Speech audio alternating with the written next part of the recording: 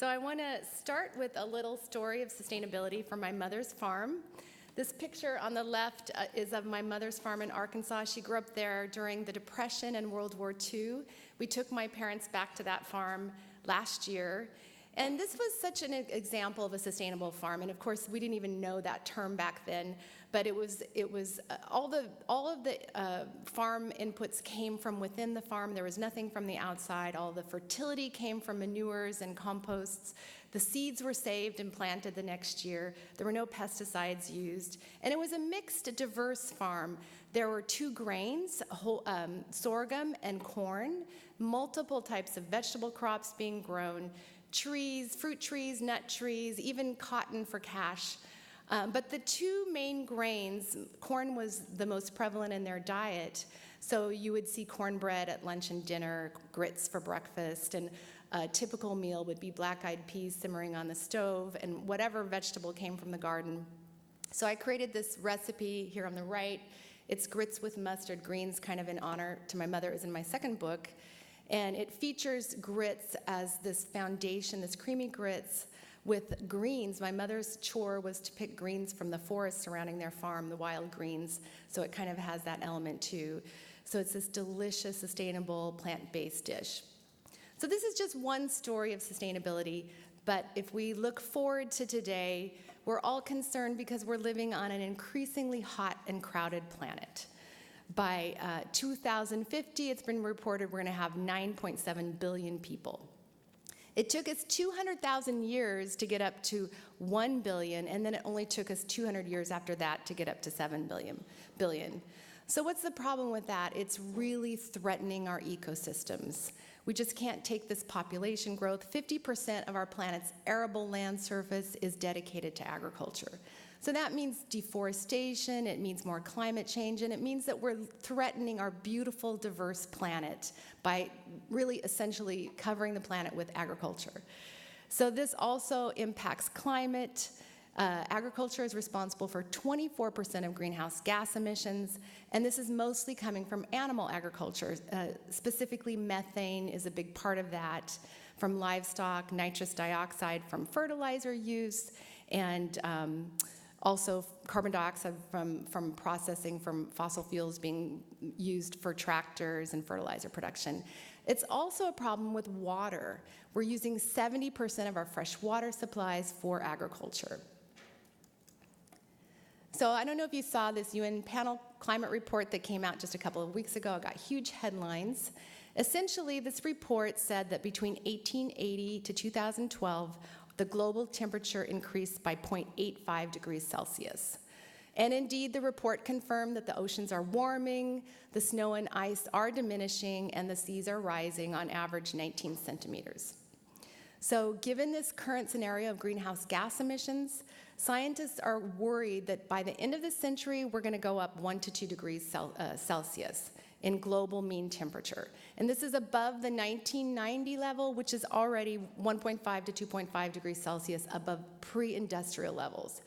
So this is a tipping point, an alarming tipping point that could threaten our climate systems as well as our ecosystems. So this is really a big concern. So at the same time as climate change, we have to worry about that growing population. How are we going to feed the world in 2050? So this chart on the right shows the graphs. The first column in the yellow graph is the number of calories that currently are produced. This is based on 2009. And if you basically took the number of calories produced in the world and divided it by the population in 2009, we would have about 2,800 calories per person. So that's enough for the average person. The FAO says we need 2,300 calories per person around the world to feed the world, to account for different ages and genders and energy needs. But that's a little bit conservative because we also need to account for food waste. So 2,300 is a conservative number, but if we take the population growth by 2050 and use our current food production, that would only provide about 2,000 calories. So there's a shortfall. So there's a double whammy going on because we have this increased need for food, but we have climate change going on. And climate change is going to endanger our food supplies. It's going to be harder to grow food. So our current global food system emits 5.2 billion tons of CO2, and that's expected to climb by up to 90% by 2050 if we continue eating the same way we're eating. This is a map of climate change and crop yield. It shows what the impact of climate change is going to do around the world. The darker, deeper red, the more impact by climate change. So if we could move more from a Western diet to a plant-based diet, we could make a difference. In fact, dramatically reducing animal food intake and increasing plant food intake could be the most powerful thing we can do in our individual lifetimes to reduce our environmental footprint, even more impactful than the cars we drive. Animal agriculture is a major climate contributor. It is responsible for 14.5% of the greenhouse gas emissions produced. This is according to FAO. And meat production contributes at far greater levels to climate change than things like grains and vegetables. Grains and vegetables are always at the lower end of the list when we look at the analyses of these foods. So scientists are really worried about this catastrophe they see coming with this global food demand and climate change going on. So by 2050, if we continue to eat the Western-style diet, it would increase our greenhouse gas emissions by 80%. So if we could eat more of a plant-based diet, we could lower our eco-impact.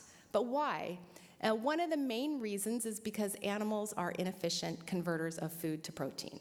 So we could grow food and eat it ourselves, or we can grow food and feed it to animals, and that's kind of the main reason behind that. There are many eco-impacts related to animal agriculture. Land use, it takes more land use, it takes a lot of water over the animal's lifetime. Methane produced, which is a very potent greenhouse gas. All the fossil fuel needed for the animal's lifetime, and then the growth of the feed, all of the inputs that go into growing the feed. Fertilizers, water, pesticides, fossil fuels.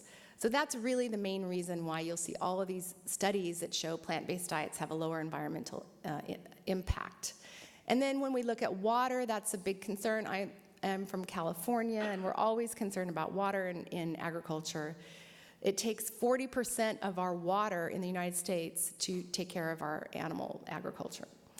It takes up to 2,500 gallons of water to produce a pound of beef, but grains are far lower, 146 for corn, 290 for oats. So by moving more to a plant-based diet, reducing the consumption of meats, we could have far greater efficiency in water and energy. And new research is looking at flexitarian diets. The study just came out that showed a flexitarian approach, just cutting back on meat, not a total vegetarian diet, could cut greenhouse gas emissions by more than half. Other studies have shown that reducing animal products could save water enough to take care of 1.8 billion additional people on the planet. And interestingly, grains have some of the lowest environmental footprints. One analysis of 483 foods found grains were at the very lowest, along with sweets, ironically, which I'm not recommending. But grains had the very lowest carbon footprint among 483 foods. And I like this study from Spain. They just looked at the diet in Spain, and if people switched from a Western diet to a plant-based Mediterranean-style diet, they could reduce the land use related to the diet by 72%, energy consumption by 58%, well, I've got my numbers mixed up. It's greenhouse gas emissions by 72%, land use by 58%, energy consumption by 52%, and water consumption by 33%. So they're just switching from the Western diet to a more plant-based med diet.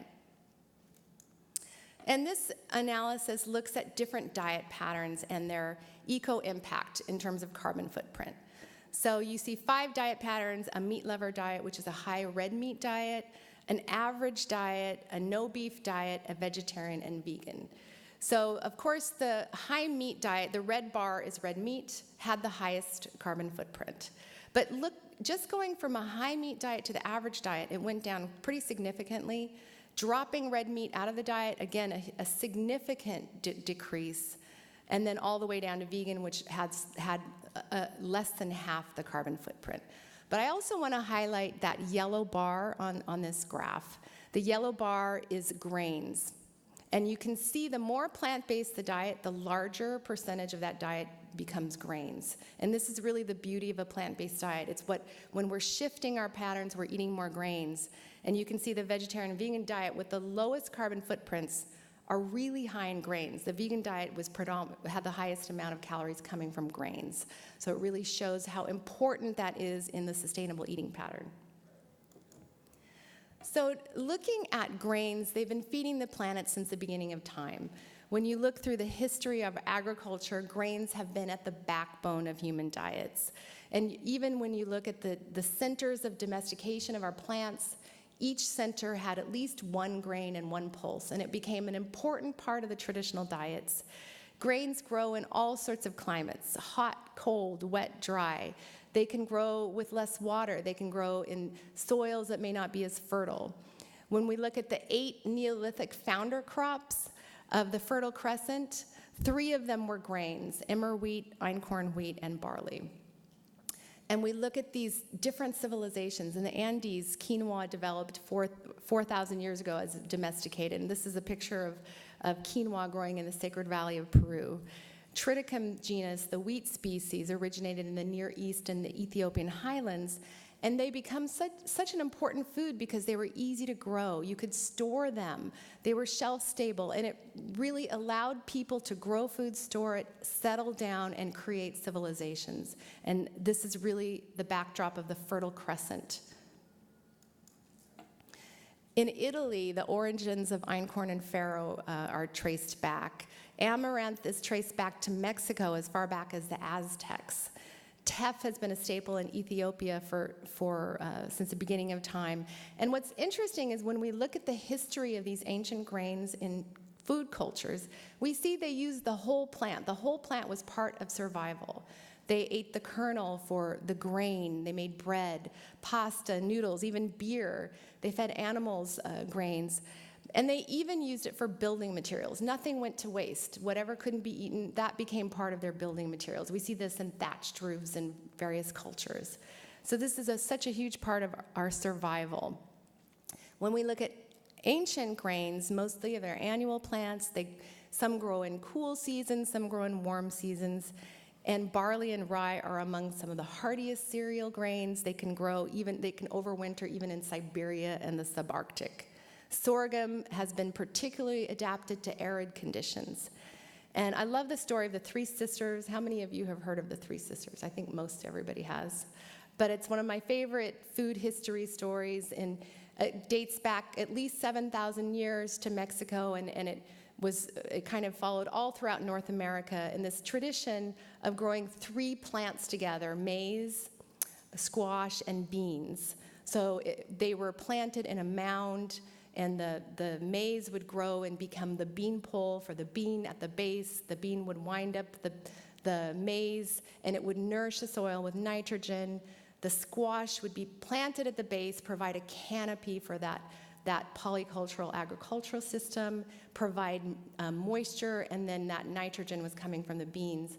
And it also became the basis of the diet, those 3 plant foods. So we have such a rich history of human survival based on grains. Even when you look at the Neolithic Revolution 10,000 years ago, it was a development of prehistoric civilizations based on grains. Grains were worshipped and cultivated among the Aztecs, Greeks, and Egyptians. New research shows that wild cereals have been in our human ancestors' diets for 3.5 million years, and in human diets for at least 100,000 years. So this picture is of Ötzi the Iceman. I don't know, has anybody heard of him? He was a mummy that was found in the South Tyrol region. I was fortunate enough to spend the summer there studying sustainability this last summer. I got to see Ötzi in the museum, but he is one of the best preserved oldest mummies found in the South Tyrol. And the reason he's preserved is because he was found in a glacier, a melting glacier, and he was basically freeze-dried, and he died very quickly, so his stomach was intact. So they have this rich supply of evidence on what his diet was like. So he ate einkorn in his last meal, and they found other grains on his person. He had a backpack even. So grains were an important part of that diet even back then. So this is from the Whole Grains Council. I love these graphics that they've produced. This shows how sustainable whole grains are. They provide more food and less waste. So 1 bushel of wheat produces 60 loaves of whole grain bread versus 42 of white bread. And I want to point out that sustainability is also about nutrient density. A lot of times when we're talking about sustainability, we forget that one tenet, because a sustainable food should be nutrient dense. We should be using our resources to produce foods of high quality that nourish humans. So when we start using our precious resources to produce food that is not high in nutrient value, that produces health problems, then that's not sustainable. So whole grains have that whole package. They also save water, which we mentioned. This graphic shows that it's the lowest among these foods here. And ancient grains in particular are more tolerant of extreme weather, such as millet is one of the lowest water requirements of any grain. Teff, it can thrive in drought as well as waterlogged soil. And this picture of the bun on the hamburger takes 6.4 gallons of water versus the burger, 197 gallons of water. And then land use and healthy soil is an important part of whole grain sustainability. If we eat more grain-based meal, we can feed more people with less land. 75% of our global agriculture is used for animal products, but it's only providing 17% of our calories. And we can also improve soil fertility. Farmers have been rotating crops with grains since the beginning of agriculture, whole grains like barley, oats, rye, and triticale in the off-season. It can protect against soil erosion, and also, as we're introducing the plant material into the soil, we can increase the organic soil material and improve soil fertility. So it's all an important part of sustainability. So I think that we have lots of opportunities to rediscover grains and talk about sustainability. I hear a lot of sustainability messages, but I think not enough people are aware of how sustainable whole grains are. So we have opportunities to interact with people and tell stories. We can talk about the fact that ancient grains are drought and heat tolerant, and today's concerns about climate change, that's an important message. This study found that amaranth, quinoa, millet, and teff in particular are drought tolerant. We can talk about their high nutrient value and that's part of sustainability. And really, we can talk about the fact that whole grains require minimal packaging. You can find them in the bulk bin aisle of supermarkets. They require minimal processing. There's low waste, and we're all talking about food waste these days, but whole grains have low waste. They're shelf stable. And among all of our foods, they're really lower in that way. So the whole model is sustainable. There are opportunities to produce ancient grains in marginal lands that might not support other types of crop cultivation. And even with local farms, I'm seeing more and more small local farms in California growing grains. At my farmer's market, there's a farmer from Paso Robles who has so many grains I didn't even know they grew in California.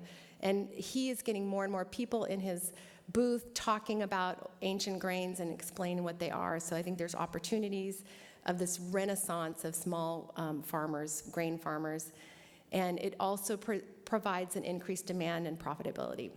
According to worldgrain.com, ancient grains continue to gain strong headway in the retail marketplace.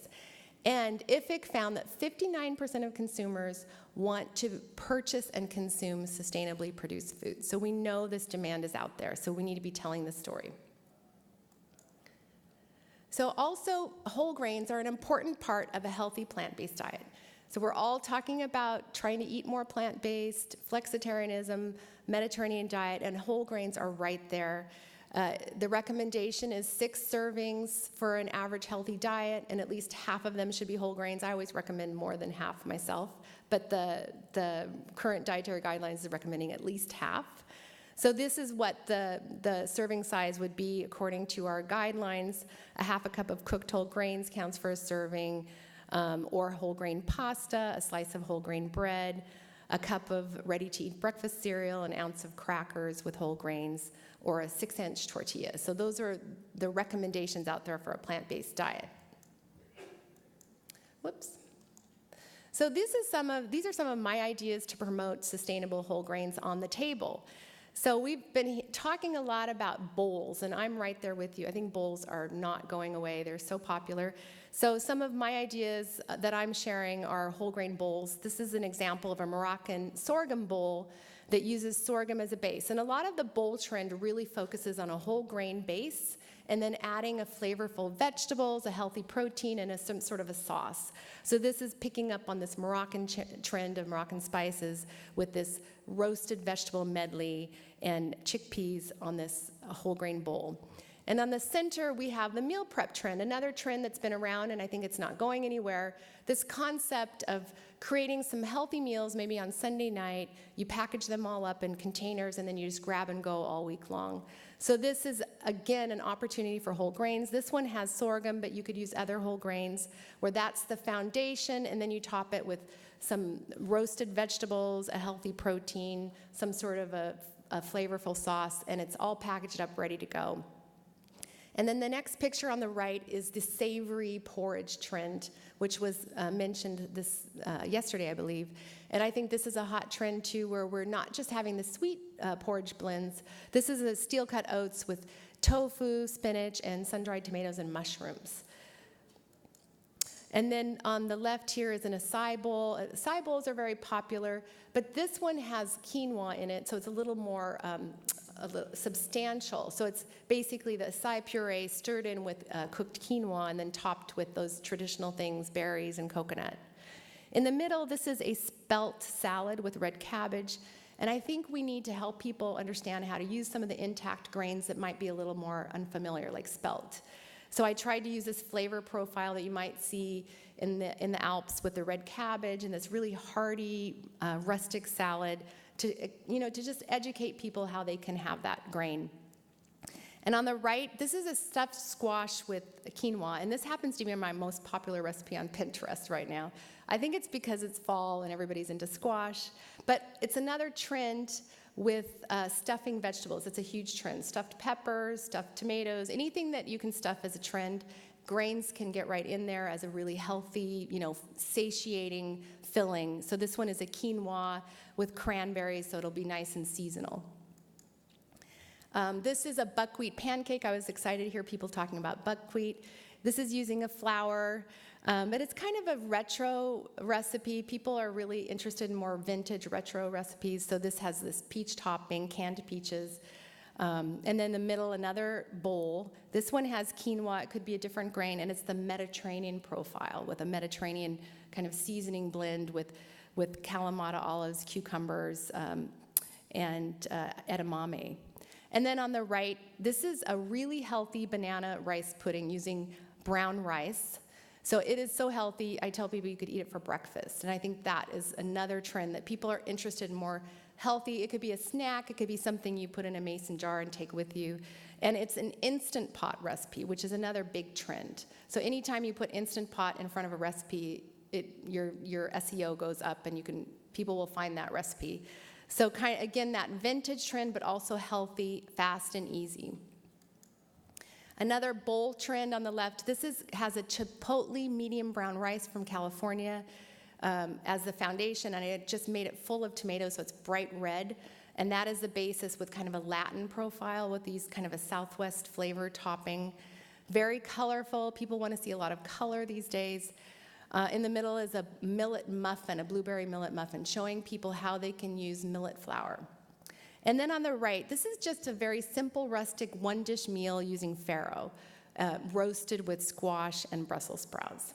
So it's kind of that comfort food, one-dish meal that's also very pretty.